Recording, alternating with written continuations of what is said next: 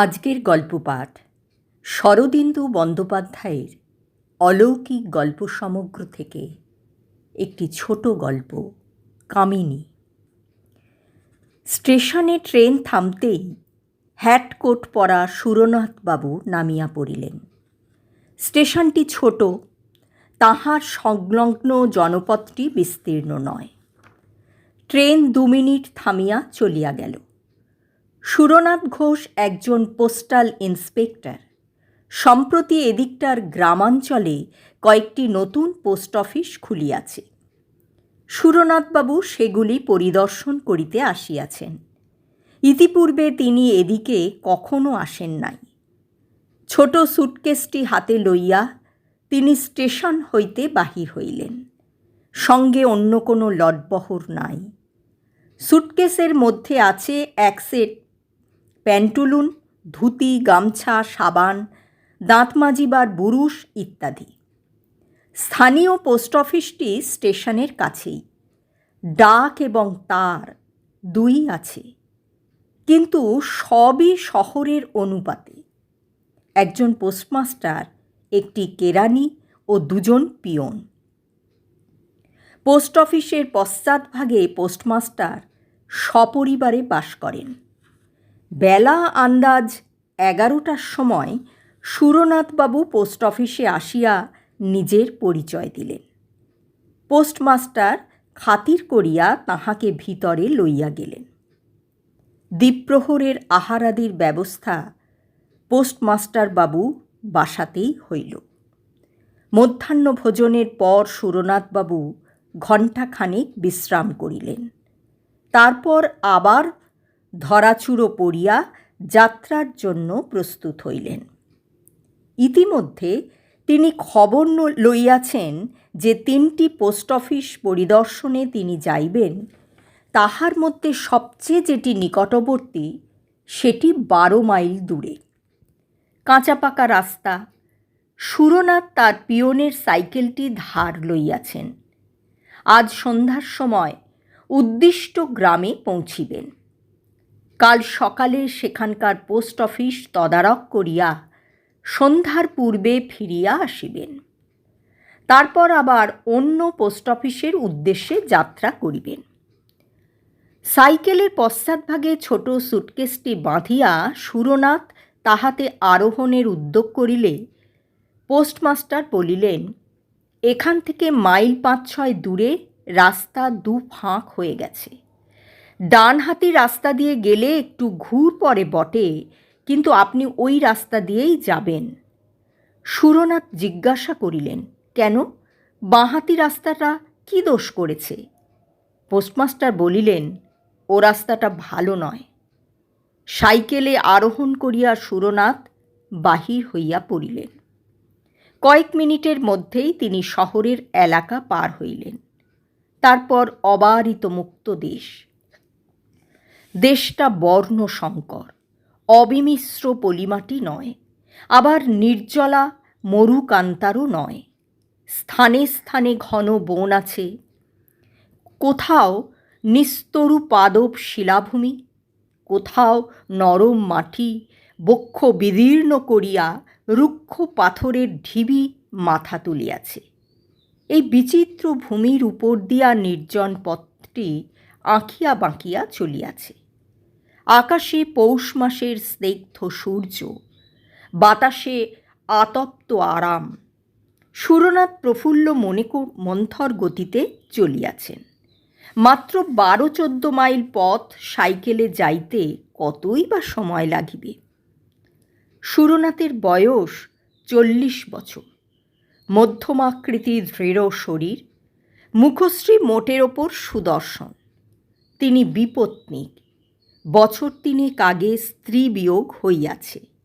আবার বিবাহের প্রয়োজন তিনি মাঝে মাঝে অনুভব করেন, কিন্তু বিপত্নিকত্বের ফলে যে ক্ষণিক স্বাধীনতাটুকু লাভ করিয়াছেন তাহা বিসর্জন দিতেও মন চাহিতেছে না। তিনি যখন 6 মাইল দূরস্থ পথের দ্বিভুজে পৌঁছিলেন, তখন সূর্য পশ্চিম দিকে অনেকখানি ঝুলিয়া পড়িয়াছে। সম্মুখে 2টি পথ ক্রমশ পৃথক হইতে হইতে ধনুকের মতো বাঁকিয়া গিয়াছে। মাঝখানে উঁচু জমি, তাহার উপর তাল খেজুরের গাছ মাথা তুলিয়া আছে। হঠাৎ কোথা হইতে ক্ষুদ্র একখণ্ড কালো মেঘ আসিয়া সূর্যকে ঢাকিয়া দিল। চারিদিকে অস্পষ্ট ছায়াচ্ছন্ন হইয়া গেল। সুরনাথ পথের সন্ধিস্থলে সাইকেল হইতে নামিলেন। আগে পাশে নিকটে দূরে জনমানব নাই। আকাশ নির্মল, কেবল সূর্যের মুখের ওপর টুকরা মেঘ লাগিয়া আছে, যেন সূর্য মুখোশ পরিয়াছে। সুরনাথ একটু চিন্তা করিলেন, এখনও 6-7 মাইল পথ বাকি। আধ ঘণ্টার মধ্যে সূর্য অস্ত যাইবে। অন্ধকার হইবার পূর্বে যদি গন্তব্যস্থানে পৌঁছিতে না পারেন, দিগ্ভ্রান্ত হইবার সম্ভাবনা। পোস্টমাস্টার বলিয়াছিলেন, বাঁ হাতি রাস্তাটা ভালো নয়, কিন্তু দৈর্ঘ্যে ছোট, সুতরাং বাঁ হাতি রাস্তা দিয়ে যাওয়াই ভালো। সুরনাথ সাইকেলে চড়িয়া বাঁ হাতি রাস্তা ধরিলেন। পোস্টমাস্টার মিথ্যে বলেন নাই।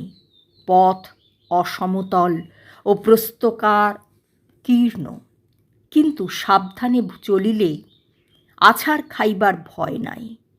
সুরনাথ সাবধানে অথচ দ্রুত সাইকেল চালাইলেন। সূর্যের মুখ হইতে মেঘ নড়িল না।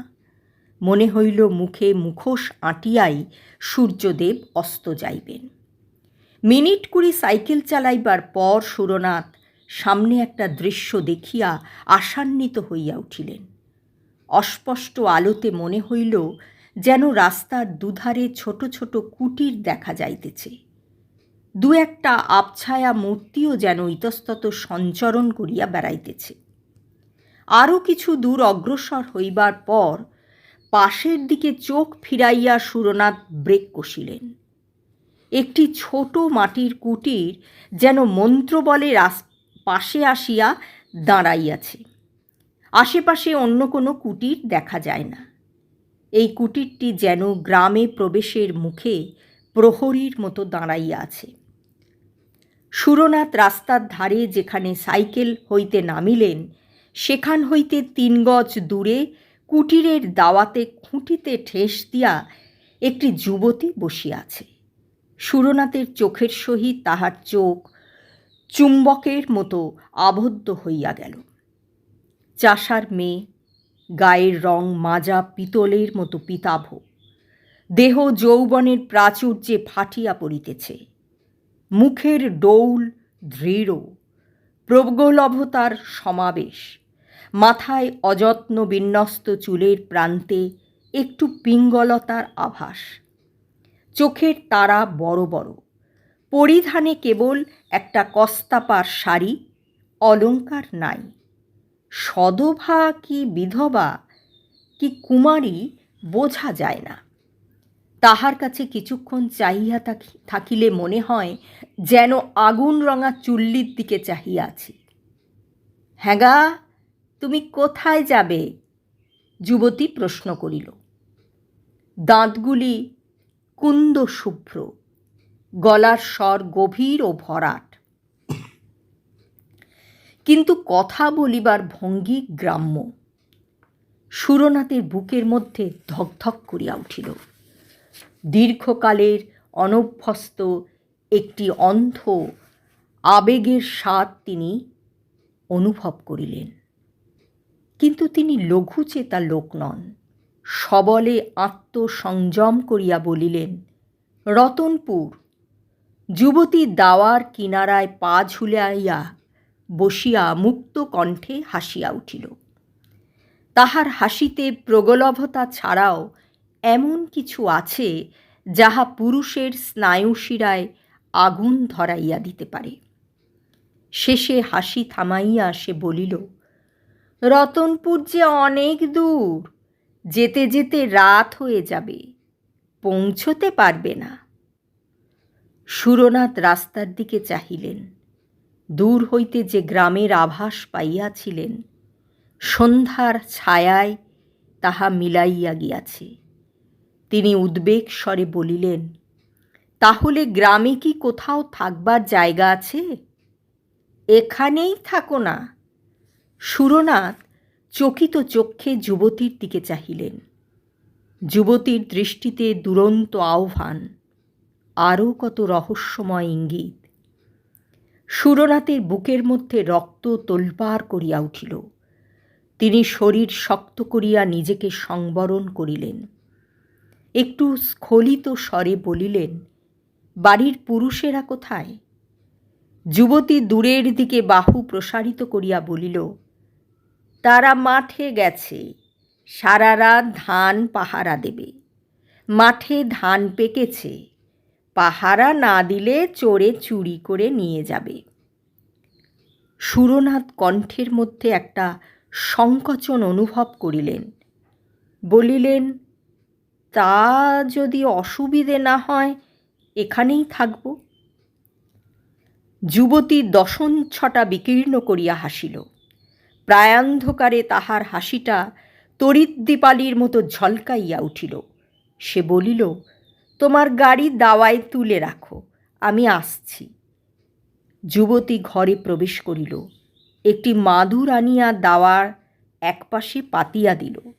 এক ঘটি জল ও গামছা খুঁটির পাশে রাখিয়া বলিল, হাত মুখ ধো, চা খাবে তো? আমি এখনই তৈরি করে আনছি। যুবতী ঘরের মধ্যে চলিয়া গেল। সুরনাথ হাত মুখ ধুইয়া মাদুরে বসিলেন। ঘরে প্রদীপ জ্বলিয়া উঠিল।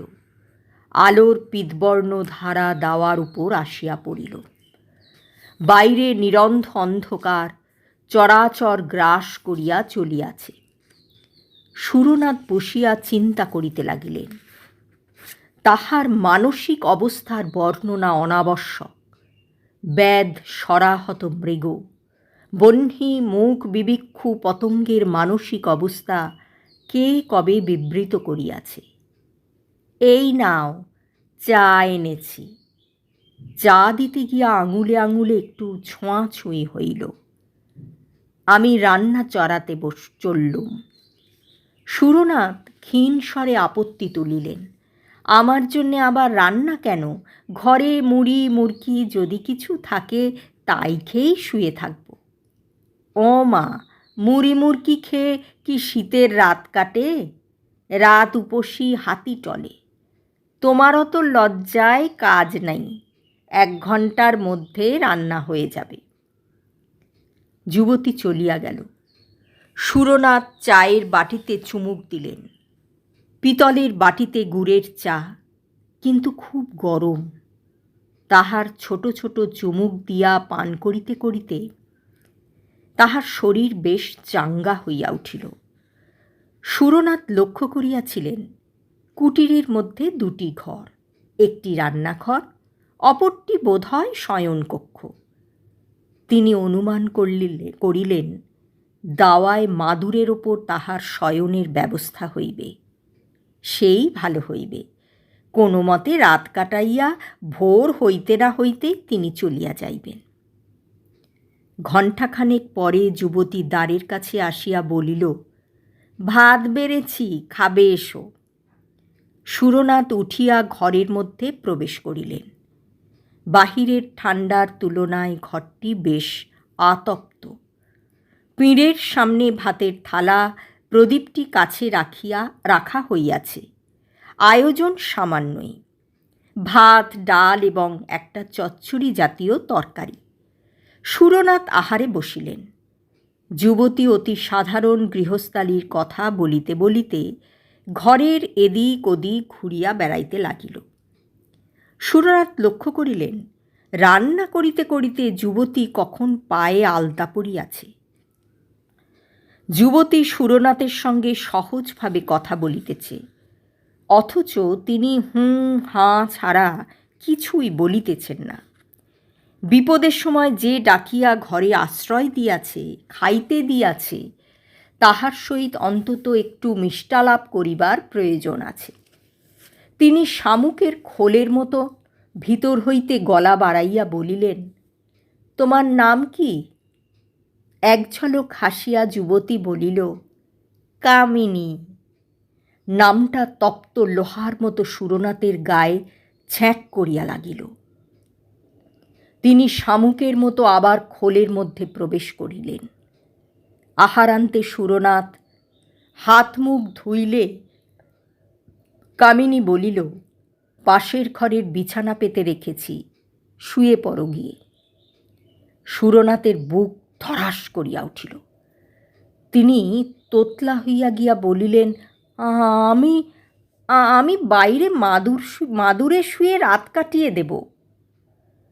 কামিনী গালে হাত দিয়া বলিল, ও মা, বাইরে শোবে কি, শীতে কালিয়ে যাবে যে, যাও বিছানায় শোও গিয়ে। সুরনাথ কথা কাটাকাটি করিলেন না। কামিনী রাত্রে কোথায় শুইবে প্রশ্ন করিলেন না। দণ্ডাজ্ঞাবাহী আসামির মতো শয়নকক্ষে প্রবেশ করিলেন। ঘরে দীপ জ্বলিতেছে। মেঝের উপর খড় পাতিয়া তাহার উপর তোষক বিছাইয়া শয্যা। সুরনাথ সুটকেশ আনিয়া বস্ত্রাদি পরিবর্তন করিলেন। তারপর প্রদীপ জ্বালিয়া রাখিয়া শয়ন করিলেন। চোখ বুজিয়া তিনি পাশের ঘরের খুটখাট ঠুনঠান বাসনকোসনের শব্দ শুনিতে লাগিলেন। ইন্দ্রিয়গুলি অতি মাত্রায় তীক্ষ্ণ হইয়া উঠিয়াছে। তাহার মনের উত্তাপ একটা সুদীর্ঘ নিঃশ্বাস বাহির হইয়া আসিল। চোখ বুজিয়া অনেকক্ষণ শুইয়া থাকিবার পর তিনি আচ্ছন্নের মতো হইয়া পড়িয়াছিলেন। হঠাৎ চটকা ভাঙিয়া গেল। তিনি চোখ খুলিয়া দেখিলেন, কামিনী নিঃশব্দে কখন তার বিছানার পাশে আসিয়া বসিয়াছে। তাহার মুখে বিচিত্র হিংস্র মধুর হাসি। 3 দিন পর্যন্ত সুরনাথ যখন ফিরিয়া আসিলেন না, তখন পোস্টমাস্টার বাবু উদ্বিগ্ন হইয়া উঠিলেন। কেবল সুরনাথ বাবুর জন্য নয়, সেই সঙ্গে পোস্ট অফিসের সম্পত্তির সাইকেলটিও গিয়াছে। পোস্টমাস্টার পুলিশে খবর দিলেন। পুলিশ খোঁজ লইল। সুরনাথের যে 3টি পোস্ট অফিসে যাইবার কথা, সেখানে তিনি যান নাই। পুলিশ তখন রীতিমতো তদন্ত আরম্ভ করিল। 7 দিন পর সুরনাথকে পাওয়া গেল। বাঁহাতি রাস্তায় একটিও কুটির নাই। সেই রাস্তার পাশে ঝোপঝাড়ের মধ্যে তাহার মৃতদেহ পড়িয়া আছে। সাইকেলটা অনতি দূরে মাটিতে লুটাইতেছে। তাহার পশ্চাতে সুরনাথের সুটকেস রহিয়াছে। সুটকেসের মধ্যে কাপড় চোপড়, সাবান, মাজন, বুরুশ সমস্তই মজুত আছে। কিছু খোয়া যায় নাই। সুরনাথের দেহে কোথাও আঘাত চিহ্ন নাই, কিন্তু দেহটি প্রাচীন মিশরীয় মমির মতো শুষ্ক ও অস্থি চর্মসার হইয়া গিয়াছে, যেন রক্তচোষা বাদুড় দেহটা শুষিয়া লইয়াছে। পুলিশ হাসপাতালে লাশ চালান দিল। পোস্টমাস্টার যখন সুরনাথের মৃত্যু বিবরণ শুনিলেন, তখন তিনি আক্ষেপে মাথা নাড়িয়া বলিলেন, আহা, ডাইনির হাতে পড়েছিলেন। কামিনী ডাইনি এখনো এ তল্লাটে আছে। মায়া বিস্তার করে বেচারিকে টেনে নিয়েছিল। আমি ইন্সপেক্টর বাবুকে সাবধান করে দিয়েছিলাম, বলেছিলাম বাঁহাতি রাস্তাটা ভালো নয়, কিন্তু উনি শুনলেন না। গল্প পাঠ শেষ হলো। যদি ভালো লাগে তাহলে শেয়ার, লাইক ও আপনাদের মূল্যবান